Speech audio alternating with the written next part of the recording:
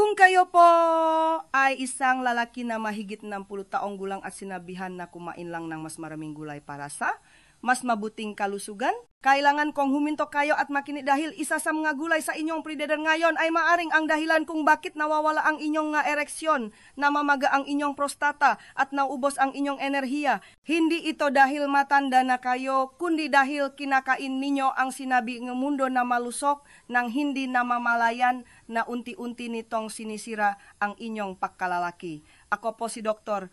Angela Mendoza, isang board-certified urologist at men's health specialist na mahigit 30 taong karanasan sa pagtulong sa mga lalaki sa kanilang 10, 70 at 80s na may balik ang kanilang sigla at husay sa kama sa natural na paraan. At ang nakita ko ng paulit-ulit ay ang pinakamakapangyarihang gamot ay wala sa isang tableta, kundi nasa inyong plato.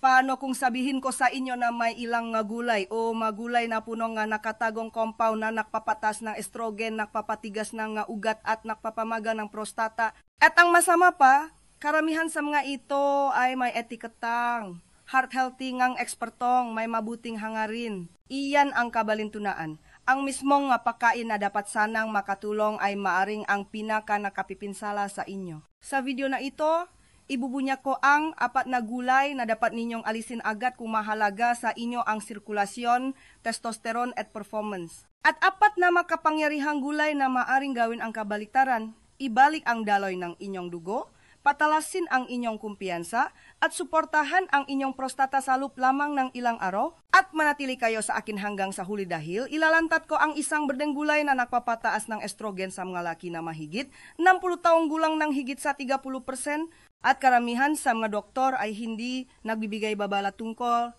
dito. Kapag nalaman ninyo ang katotohanan, hindi na ninyo titiknan ang inyong magulay sa parehong paraan muli. Bago tayo sumisit sa mga nakakagulat na katotohanan ito tungkol sa mga gulay na maaring tahimik na nakakapinsala sa inyong kalusugan, siguraduhin pindutin ang subscribe button at ion ang bell para hindi ninyo makaligtaan ang isa pang video na idinisenyo upang tulungan kayong manatiling malakas, matalas at may kumpiyansa pagkatapos ang 60. At kung nakita ninyong nakakatulong ang impormasyong ito, ay type ang 1 sa mga komento. Kung hindi, ay type ang 0 para patuloy kong mapabuti ang video na ito para sa inyo. Sige, simulan na natin. Magsimula tayo sa katotohanang hindi kailanman sinasabi sa karamihan ng mga lalaki. Ito ang panagulay na dapat ninyong iwasan pagkatapos ang 60 dahil, bagamat mukhang malusok sa panlabas, mari nilang tahimik na pahinain ang inyong sirkulasyon, itaas ang estrogen, pamagyan ang inyong prostata, at ubusin ang inyong sigla kapag pinakakailangan ninyo ito. Tingnan natin ng mas malapitan kung ano ang maito at kung bakit mas marami silang pinsalang nagagawa kaysa sa kabutihan. Isa, soybeans, edamame, tofu, soy milk. Hayaan ninyong ikuwento ko sa inyo ang tungkol sa isang lalaking ginamot ko noon.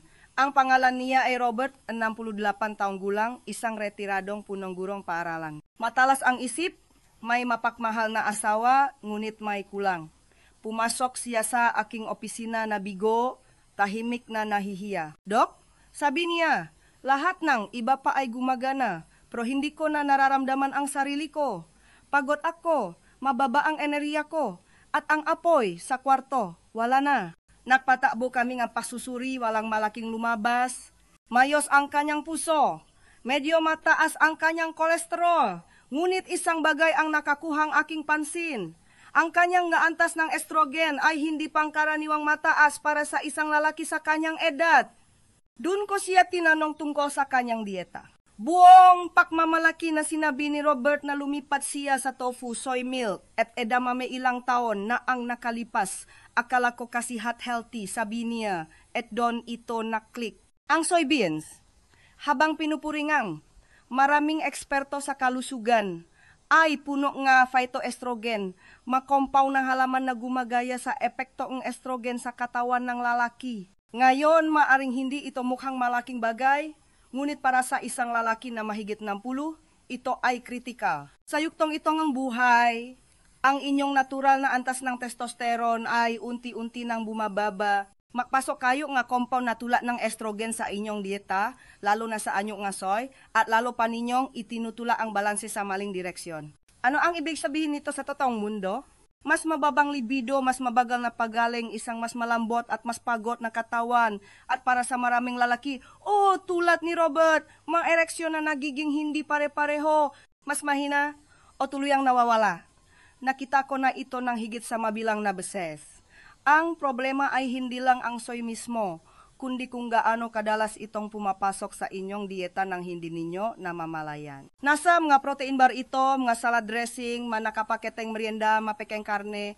Gustong-gusto ngang industriya nga pakain ang soy dahil mura ito, maraming gamit, at may etiketang malusok. Ngunit ang inyong katawan, lalo na ang inyong mamale hormon, ay mas nakakaalam.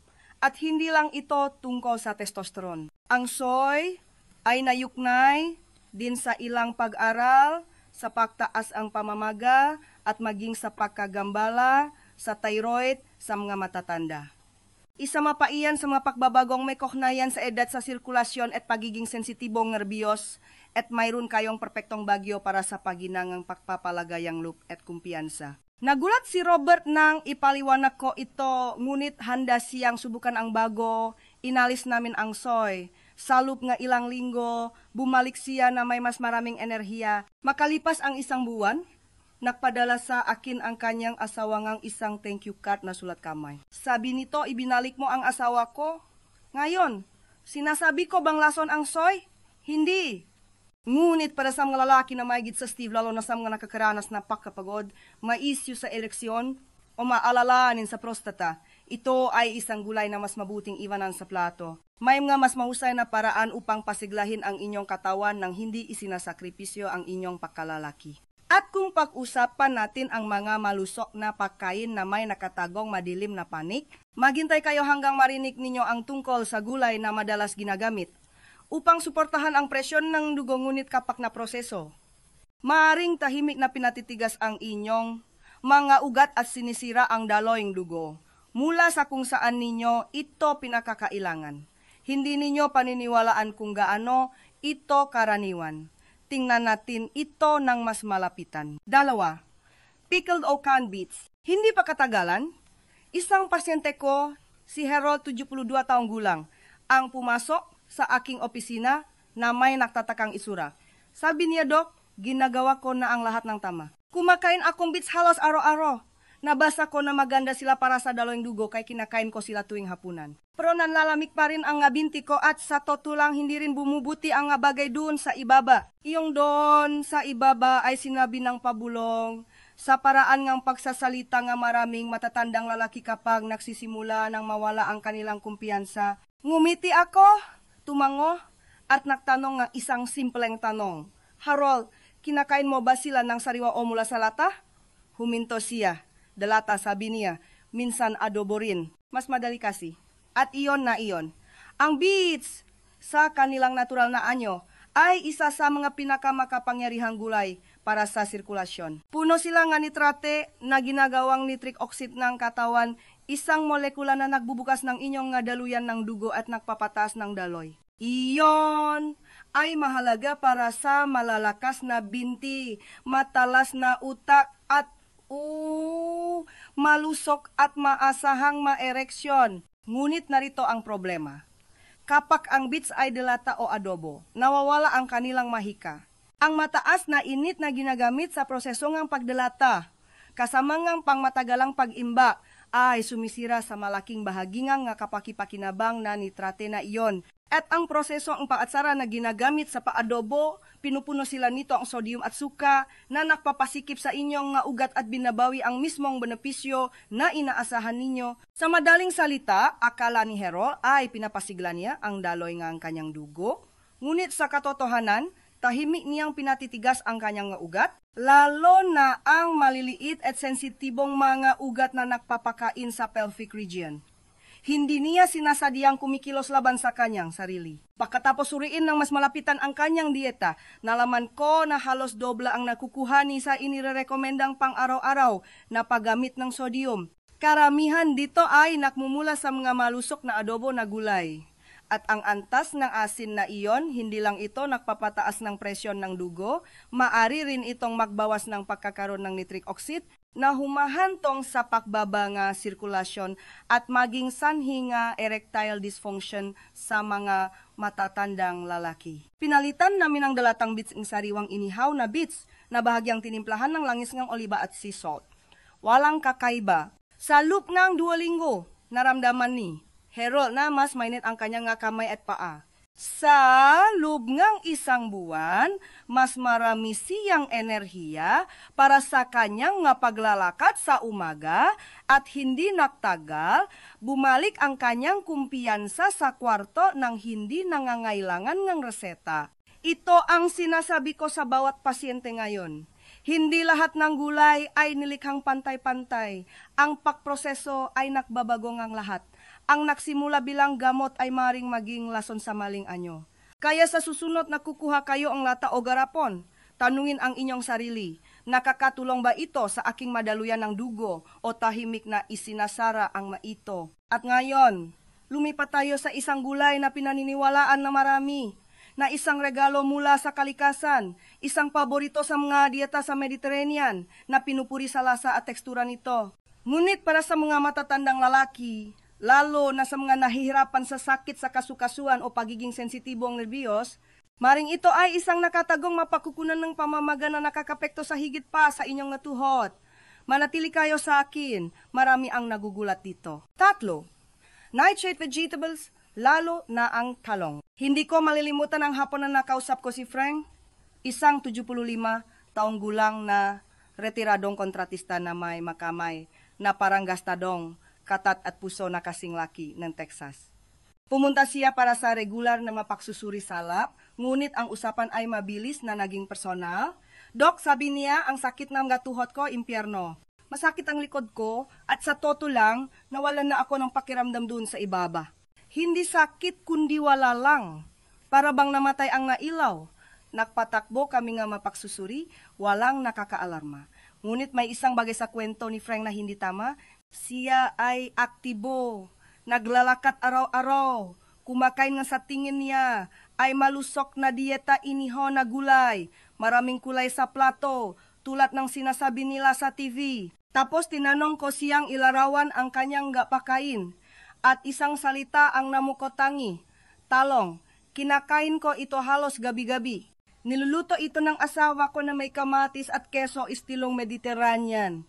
Narito ang bagay, habang ang talong ay maaring tuno na isang gourmet na pagkain pangkalusugan, kabilang ito sa pamilya ng nightshade, isang grupo ng magulay na kasama ang makamatis, sili at puting patatas. Ngayon, ang makamatis sa katamtaman ay maaring makatulong, ngunit ang talong para sa maraming matatanda, lalo na sa malalaki, ay maaring maging problematiko. Ang nga nightshade ay naglalaman nga natural na compound na tinatawag na alkaloids at sa ilang tao, ang nga compound na ito ay maaring mag-trigger nga mababang antas ng pamamaga sa mga kasukasuan at nerbiyos, maaring mukhang banayad iyon. Ngunit para sa isang taong nakikipaglaban na sa pamamaga na may kaugnayan sa edad, nagdaragdag itong gasolina sa apoy. At sa mga lalaking tulad ni Frank, na mayroon ng banayat ng mga issue sa sirkulasyon, nangangahulugan itong lumalalang pagiging sensitibong nerbiyos, hindi lang sa tuhod kundi sa pelvic floor din. Iyong manhid at walang buhay na pakiramdam na inilarawan niya, hindi lang ito tungkol sa testosterone o daloying dugo, kundi tungkol sa pagkasira ng signal ng nerbiyos. Isipin ninyo ang inyong katawan na parang isang sistemang kuryente. Kung ang makablay na mamaga o kinakalawang, hindi makakarating ang masignal kahit na bukas ang kuryente, iyan ang maaring gawin ng mga alkaloid sa paglipas ang panahon. Nang alisin namin ang talong sa dieta ni Frank at binawasan ang kanyang konsumo ng iba pang nightshade, may nakbago. Sa loob ng ilang linggo, nawala ang pangingilik sa kanyang mabinti. Lumuwak ang pakiramdam sa kanyang tuhod at isang araw, dumating siya na may ngiti, lumapit at bumulong. Dok, bumabalik na? May nararamdaman na ulit ako. Ang ganoong sandali ang dahilan kung bakit ko ginagawa ang trabahong ito. Tignan ninyo, hindi ko sinasabi na bawat lalaki na mahigit 60 ay kailangang matakot sa bawat kamatis o sili. Ngunit kung napapansin ninyo ang paninigas, discomfort sa pelvic o pamamanhit, lalo na kasabay ng mga problema sa pagpapalagay ang loob, sulit na suriin ang inyong relasyon sa nightshade. Dahil ang pamamaga ay hindi palaging nagpapakita bilang pamamaga. Minsan ito ay nagpapakita bilang katahimikan, bilang pagkawalang koneksyon. At kung pag-usapan natin ang manawawalang koneksyon, mayroon pang isang gulay sa aming listahan na niloloko kahit ang pinakamatalinong kumain. Ito ay isang bagay na pinupuring karamihan bilang malusok, lalo na para sa pag-iwas sa kanser. Ngunit kapag sobrang luto o na microwave, nawawala ang nakapagpapagaling na kapangyarihan nito at nagsisimulang gawin ang kabaliktaran. Sa katunayan, kung naktaka kayo kung bakit ang inyong malinis na pagkain ay hindi nakbalik ng inyong lakas, maaring ito ang tahimik na dahilan. Suriin natin ito. 4. Sobrang lutong broccoli o na microwave na cruciferous veggies. Isang lalaking naknangalang Walter ang nakpunta sa akin hindi pa katagalan. Siya ay 69, biyudo, isang ipinagmamalaking lolo at isang lalaking sumunod sa mapayong pangkalusugan ng buong buo. Sinabi niya sa akin, ini-steam ko ang aking broccoli gabi-gabi, Dok. Ginagawa ko na iyon sa lubngo maraming taon. Narinig ko na maganda ito para sa prostata at nakpapanatili sa aking regular. Tumawa siya nang sabihin iyon, ngunit sa ilalim ng katatawanan, naramdaman ko ang pag-alala. Lumapit siya, ibinaba ang kanyang boses at umamin na ang kanyang enerhiya ay hindi na tulad ng dati. Mas nakakabahala. Napansin niya na dumadalas ang kanyang pag-ihisa gabi. Humihina ang kanyang performance sa kwarto at isang urieng mental fog ang gumagapang. Ginagawa ko ang lahat ng tama, sabi niya. Kaya bakit parang nawala ako? At doon ko siya tinanong kung paano niya eksaktong inihahanda ang kanyang gulay. Well, sabi niya ng may pakmamalaki, halos tunawin ko sa steam ang broccoli na iyon. Minsan, mina-microwave ko rin ito kapag nakmamadali ako. Ang huling pangungusap na iyon ay tumama sa akin. Dahil narito ang katotohanan, habang ang broccoli ay isa sa pinakamakapangyarihang gulay para sa nga lalaki na mahigit ng 10, lalo na pagdating sa pagdetox nga estrogen at pagprotekta sa prostata, gumagana lamang ito kung inihanda sa tamang paraan. Ang broccoli, tulad ng iba pang cruciferous vegetables, tulad ng Brussels sprouts at cauliflower, ay naglalaman ng isang compound na tinatawag na sulforaphane. Ang compound na ito ay isang game changer. Tinutulungan nito ang inyong atay na iproseso ang ngalason, binabawasan ang systemic na pamamaga at higit sa lahat para sa mga matatandang lalaki, binababa nito ang labis na estrogen at sinusuportahan ang malusog na balanse ng testosterone. Ngunit may isang catch, ang sulforaphane ay napakasensitibo sa init. Sa sandaling sobrang lutuin ninyo ang broccoli o mas masahol pa ay microwave ito, sinisira ninyo ang karamihan sa nakapagpapagaling na compound na iyon. Ang natitira ay isang malambot, walang buhay, natangkay na nag-alok ng fiber, o ngunit wala sa proteksyon na kailangan ng inyong tumatandang katawan. Hindi sinasadya ni Walter na tinatanggal ang mismong sustansya na hinahanap ng kanyang katawan. Kumakain siya ng isang pagkain na nilayon upang ipagtanggol ang kanyang pagkalalaki, ngunit inihahanda ito sa paraan na ginagawa itong walang silbi. Nang gumawa kami ng isang simpleng pagbabago, bahagyang pakstim ng broccoli ng hindi hihigit sa 3 minuto o kahit na pakain nito ng hilaw sa isang slaw, na may langis ng oliba at lemon naksimula siyang makapansin ng banayat na pagbabago. Naramdaman niyang mas malinaw ang kanyang isip, bumagal ang kanyang pag-ihi sa gabi at unti-unting bumalik ang kanyang enerhiya. Ito ay isang maliit na pagbabago, ngunit sa mga lalaki na mahigit ng 10, mahalaga ang maliliit na bagay. Sa paglipas ng panahon, ang paulit-ulit na gawi ay maaring makpagaling o makapinsala. At nakalulungkot, napakaraming lalaki ang naakala na may ginagawa silang tama dahil sinabihan silang kumain ng mas maraming gulay nang hindi namamalayan kung paano nila inihahanda ang magagulay na iyon ay gumagawa ng lahat ng pagkakaiba. Kaya narito ang katotohanan, ang sobrang paglutong broccoli ay hindi lang nakpapapurol sa lasa nito, ninanakawan nito ang inyong katawan ng isa sa mga pinakamakapangyarihang compound na nakpoprotekta sa prostata sa mundo. At ang microwave nito para itong pagbuhos ng tubig sa apoy na desperado ninyong kailangan. Ngayong alam na ninyo kung aling magulay ang dapat iwasan o hindi bababa sa ihanda ng maayos, pag-usapan natin ang matunay na makapagpapalusok sa inyong pagkalalaki. Dahil kapag inilagay ninyo ang tamang pagkain sa inyong plato, ang pagkakaiba ay mararamdaman sa inyong enerhiya, sa inyong kumpiyansa, at maging sa inyong koneksyon sa inyong kapareha. Ano ang gulay na ito na nagpapalakas ng performance at paano sila makakatulong sa inyo na maging mas bata mula sa loop? Alamin natin. Isa, arugula, ang rocket fuel para sa silid-tulugan, may isang magandang kasimplihan sa panonot ng isang lalaki na bumabalik sa buhay. Nakita ko ito kay Tom, isang 71 taong gulang na dating mekaniko ng Air Force na matagal nang hindi nakaramdam ng lakas. Nakaupo siya sa aking opisina isang umaga, tahimik sa una, tapos sinabing, "Dok, hindi ako naghahanap ng himala, gusto ko lang maramdaman ulit na lalaki ako, tulad ng dati." Namatay ang kanyang asawa 3 taon na ang nakalipas.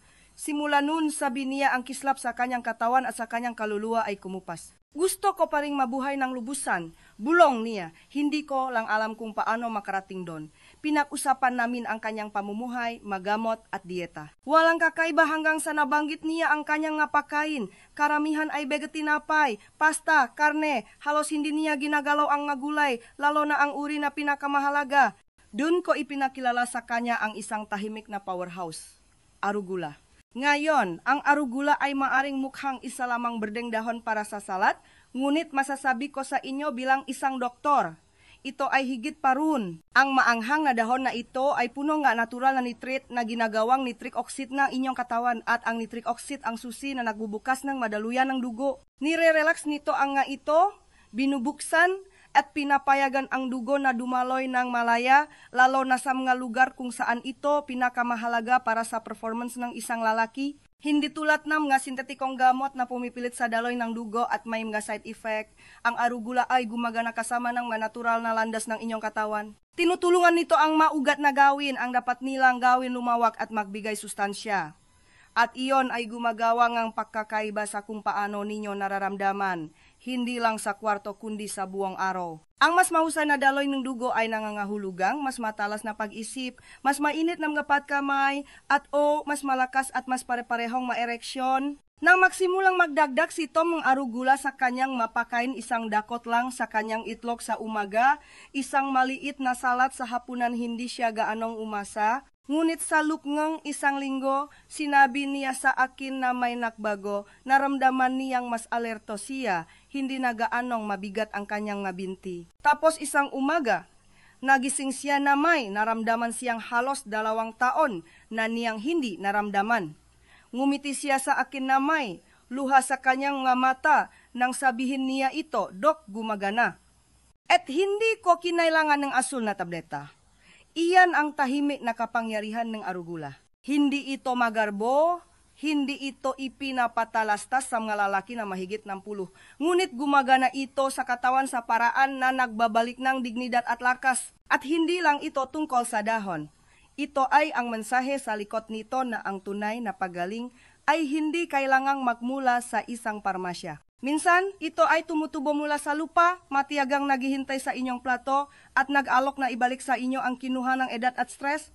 Ngunit ang arugula ay simula pa lamang. May isa pang gulay na may taglay na hindi kapanipaniwalang kapangyarihan, isa na madalas napapabayaan dahil magulo ihanda. Ngunit kapag kinain ng sariwa, nagpapadala itong isang bukso, nugo sa inyong sistema, nagpapatalas ng inyong enerhiya, at tumutulong na ibalik ang inyong performance sa loob lamang 12 oras. Tuklasin natin ito ng sama-sama. 2. Pulang beets, sariwa o inihaw lamang. Kapag iniisip ko ang pinaka-underrated na pagkain para sa mga matatandang lalaki, palaging pumapasok sa isip ko ang pulang beets. Minsan ay may pasyente akong nangangalangkal 67, isang retiradong bumbero na may matigas na panlabas at malambot na puso. Lumapit siya sa akin na bigo, hindi dahil sa sakit o kirot, kundi dahil sa isang mabagal at tuloy-tuloy na pagkawalan ng isang bagay na hindi niya may larawan. "Mahal ko pa rin ang asawa ko," sabi niya sa akin, "pero hindi ko na nararamdaman ang enerhiya na dati kong taglay. Hindi ko na nararamdaman na ako ang lalaking dati." At sa totoo lang, sa tingin ko nakikita niya rin iyon. Tiningnan namin ang lahat, tulog, stress, magamot. Ngunit palagi akong bumabalik sa isang bagay, sirkulasyon. Madalas malamig ang binti ni Carl tuwing umaga, bumababa ang kanyang tibay. Nasimula na rin siyang umiwas sa papalagayang loop dahil sa tahimik na kahihiyan. Ang hindi napagtatantong karamihan sa mga lalaki ay, ang mapagbabagong ito ay halos palaging nagsisimula sa daloy ng dugo. At kapag bumaba iyon, sumusunod ang lahat. Doon ko sinabi kay Carl ang tungkol sa pulang beets. Sariwa, inihaw, makalupang pulang beets. Hindi sila kaakit-akit, nagmamansa sila sa iyong mga daliri. Mayroon silang matapang na lasa, ngunit salup, hawak nila ang isa sa pinakamakapangyarihang compound para sa pagpapanumbalik ng daloy, ng dugo sa mga tumatandang lalaki, dietary nitrate. Ang nitrate na ito ay nagiging nitric oxide. Isang molekula na nagsasabi sa inyong daluyan ng dugo na bumukas, mag-relax, at payagan ang dugong mayaman sa oxygen na dumaloy ng malaya sa buong katawan. Kasama diyan ang inyong binti, inyong puso, inyong utak, at inyong ari. Ang beets ay parang isang natural, food-based na bersyon ng ipinapangako nga malit na asul na tableta, ngunit sa pagkakataong ito, ang inyong katawan ang gumagawa ng trabaho. Nagsimulang mag-ihaw si Carol ng beetsa, often ilang gabi sa isang linggo langis ng olibalang, sea salt at pasensya. Sa loop ng ilang araw, naramdaman niyang mas mainit siya, mas malayo ang kanyang nalalakad. Sabi niya, hindi na gaanong naglalakbay ang kanyang isip. Ngunit ang totoong pagbabago ay dumating ng tahimik. Isang umaga nang sumandal siya sa counter ng exam room at sinabing, "Dok, ngumiti siya sa akin kagabi, tulad ng dati.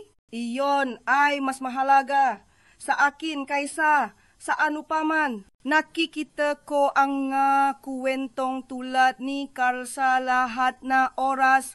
Tumutulong ang beets na ibalik ang isang bahagi nga katawan na inaakala ng maraming lalaki na nawala na ng tuluyan, hindi lang ang function kundi ang dignidad. At hindi ito mahika. Ito ay daloy ng dugo. Ito ay oksigen. Ito ay pagbawisam nga simpleng bagay na nagpaparamdam sa iyo na masigla ka.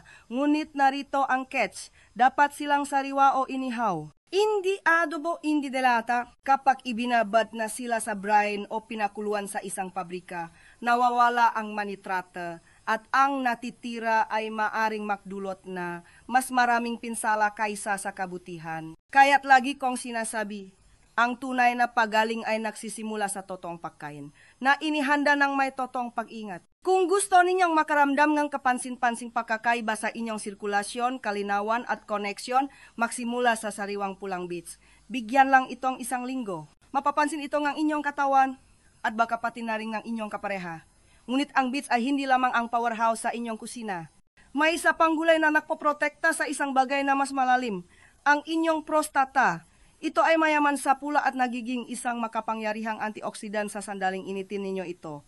Karamihan sa mga lalaki ay kinakain ito ng hilaw at hindi nakukuha ang benepisyo. Tuklasin natin ang tahimik na mandirigmang ito sa susunod. 3. Lutong kamatis, ang tahimik na tagapagtanggol ng prostata. Naalala ko ang araw na pumasok si Richard sa aking opisina. Siya ay 74, may pila na buhok. Bihis pa rin ng mayos tulad ng salesman na dati niyang trabaho. Ngunit may bigat sa kanyang mamata na mas malalim kaysa sa physical na discomfort. Hindi lang ito ang madalas na pag-ihi, sabi niya sa akin. Ito ang patuloy na pag-alala, ang pressure. Sa tuwing susubukan kong maging intimo sa aking asawa, ako ay sobrang pagod, sobrang distracted, o sobrang nahihiya sa kung ano ang hindi gumagana. Huminto siya, tapos sinabi ang isang bagay na nanatili sa akin. Gusto ko lang maging asawa niya ulit. Hindi pasyente niya. Ang nararanasan ni Richard ay isang bagay na kinakaharap ngang maraming lalaki na mahigit 60, pressure sa prostata, hormonal imbalance, at isang tuloy-tuloy na pagbaba sa performance na unti-anting sumisira sa iyong kumpiyansa. Ngunit ang hindi napagtatanto ang karamihan ay may isang simpleng gulay na tahimik na nagpoprotekta sa prostata sa loob ng maraming dekada. At kapag kinain sa tamang paraan, maari itong magbagong lahat. Ang gulay na iyon ay ang kamatis. Ngunit narito ang catch. Hindi ito tungkol sa pagkain nito ng hilaw. Ito ay tungkol sa pagluto nito. Kapag niluto ang mga kamatis, naglalabas sila ng isang makapangyarihang compound na tinatawag na lycopene, isang antioksidan na may natatanging kakayahang itarget ang tissue ng prostata, bawasan ang pamamaga, at ipagtanggol ang inyong selula laban sa pinsala. Ang lycopene ay hindi lang mabuti para sa kalusugan ng puso. Ito ay isa sa ilang natural na sustansa, na klinikal, na ipinakita, na nakbabawas ng panganib kang paglaki, ng prostata at maging sa pagbabangang panganib ng kanser sa prostata sa mga tumatandang lalaki. Sinabi ko kay Richard na magsimula ng dahan-dahan. Magdagdag ng lutong kamatis sa kanyang nga pagkain nga homemade na sarsa, inihaw na kamatis sa tinapay o kahit isang simpleng sopas nga kamatis na gawa sa langis ng oliba at mga herb. Ang susi, laging isama ang isang malusok na taba tulad ng langis ng oliba na nakpapalakas sa pagsipsip ng lycopene. Hindi kailangang maging magarbong, kailangan lang itong maging totu. Sa loop ang ilang linggo, napansin niya ang mas kaunting pakmamadali sa gabi. Mas mahimbing ang kanyang tulok, unti-unting bumalik ang kanyang enerhiya. Ngunit ang pinakagulat sa kanya ay kung gaano ito napansin ng kanyang asawa. Tumatawa ka na ulit, sabi nito sa kanya. Hindi ka na nakadikit sa pinto ng banyo.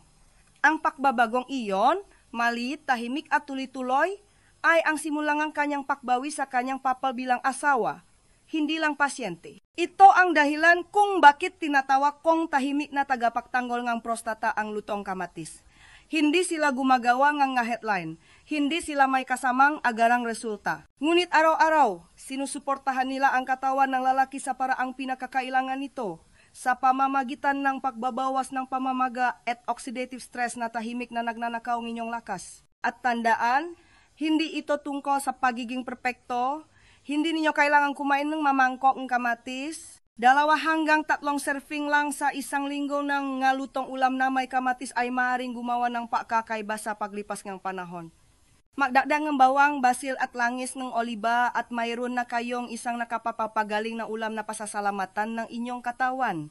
Ngunit habang binabantayan ng mga kamatis ang prostata, mayroon pang isang gulay na gumagana sa ibang larangan. Hindi lang ito sumusuporta sa sirkulasyon o balanseng hormon.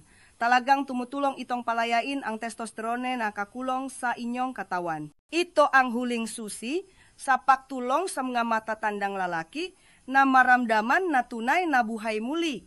At maniwala kayo, hindi? Tahimik itong nakaupo sa inyong predator sa loob ng maraming taon. Pag-usapan natin ito sa susunod. 4.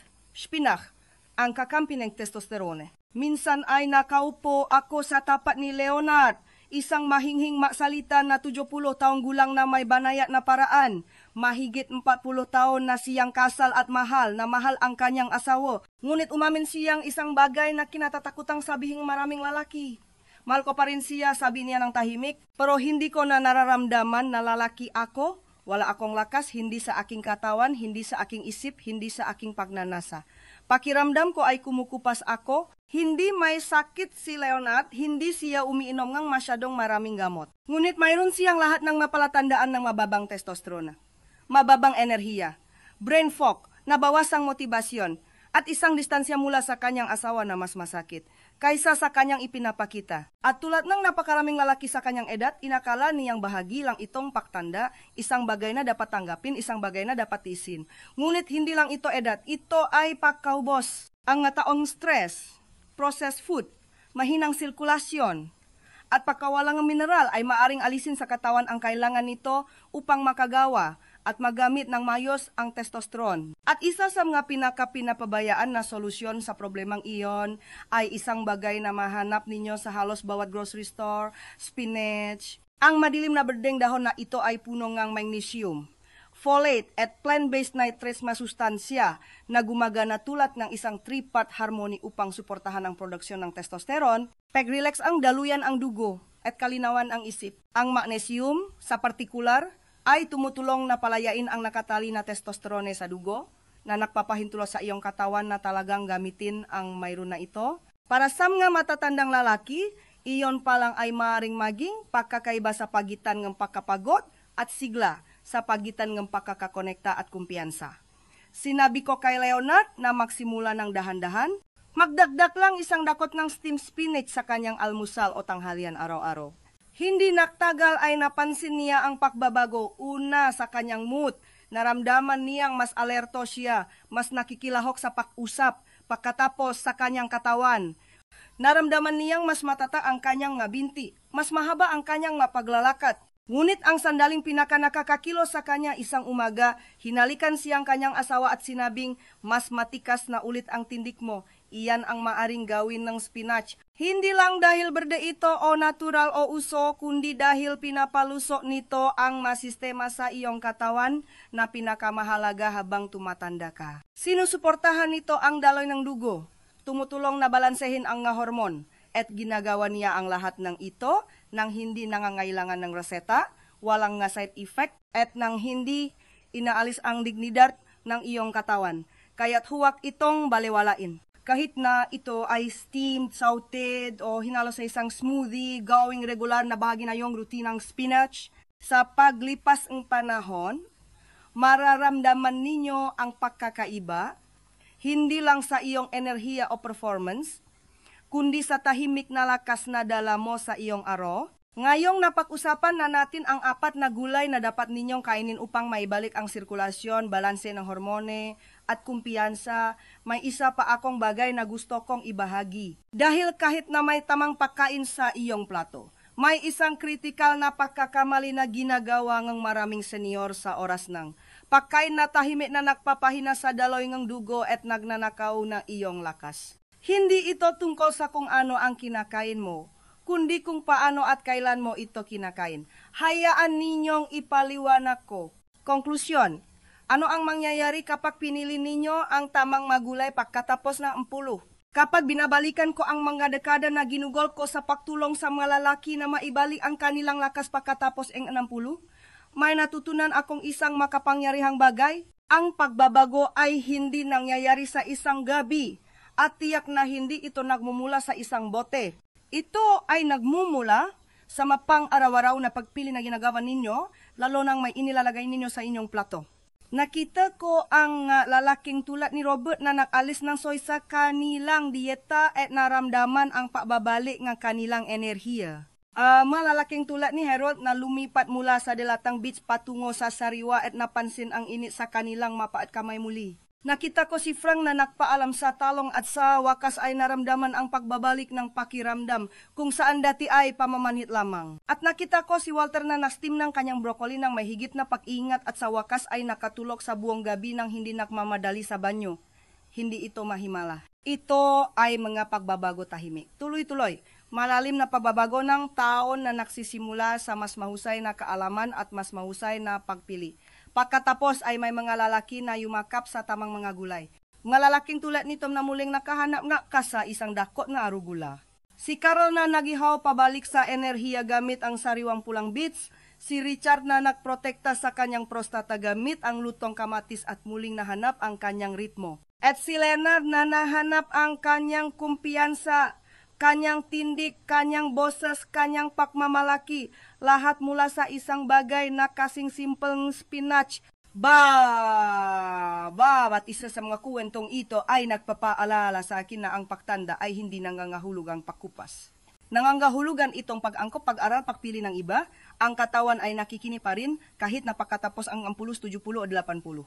At kapag sinimulan mong pakainin ito ang tunay na kailangan nito, tumutugon ito. Marahil hindi sa isang iglap, marahil hindi sa isang gabi, ngunit dahan-dahan, tuloy-tuloy, at laging may dignidad. Kung may isang bagay na gusto kong iwan sa inyo mula sa video na ito, iyon, hindi lahat ng gulay ay mabuti para sa bawat lalaki, at hindi bawat pagkain pangkalusugan ay nabibilang sa inyong plato. Ang nga bagay na iniwasan ninyo ay kasing halaga ng mapinipili ninyo. Ang 4 na gulay na pinausapan natin ngayon, soy, adobo o Dilatang Beets, nga nightshade tulad ng talong, at sobrang lutong cruciferous veggies ay maring magnakaw sa inyong sirkulasyon, balanse ng hormon, at mismong lakas na tumutukoy sa inyong pagkalalaki. Ngunit ang tamang 4 arugula, sariwang pulang beets, lutong kamatis, at spinach ay maring muling buuin ang lakas na iyon mula sa loop. Mayroon kayong higit na kontrol sa inyong kalusugan, inyong enerhiya,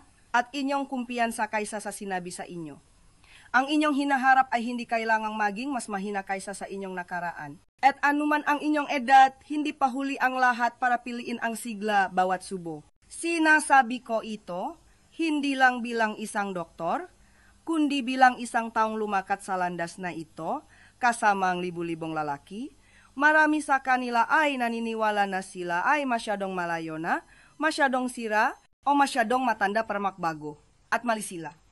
Tulad na inaasahan kong alam ninyo na ngayon, hindi kayo masyadong matanda. Isang magandang pagpili na lang ang layo ninyo mula sa isang mas magandang bukas. Sa susunod na video, mas malalim nating tatalakayin kung paano pagsamahin ang mapakain ito sa simple at masarap na mapakain na sumusuporta sa sirkulasyon, kalusugan ng hormone at kumpiyansa sa kwarto. At ipapakita ko sa inyo ang isang 7 araw na plano na nakatulong sa hindi mabilang na mga lalaki na maramdaman ang pagkakaiba sa kanilang mabinti, kanilang puso at kanilang buhay.